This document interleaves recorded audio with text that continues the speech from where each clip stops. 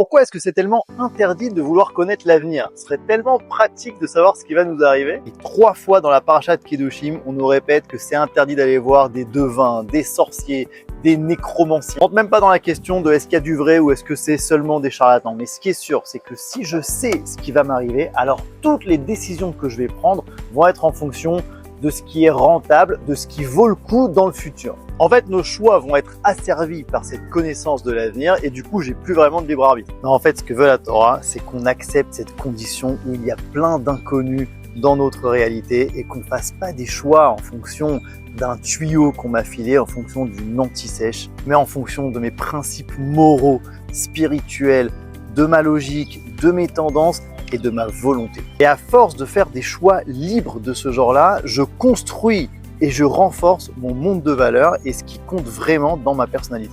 En fait, quelqu'un qui connaîtrait l'avenir, il ferait que se faufiler comme il peut dans ce monde-ci, mais il ne construit rien de personnel et de solide. Ok, maintenant question, nos prophètes à nous, ils ont aussi décrit l'avenir. Réponse, eux, ils nous donnent pas des tuyaux sur qu'est-ce qui va nous arriver dans les détails, mais ils viennent nous révéler quelles valeurs finiront par triompher dans les temps futurs.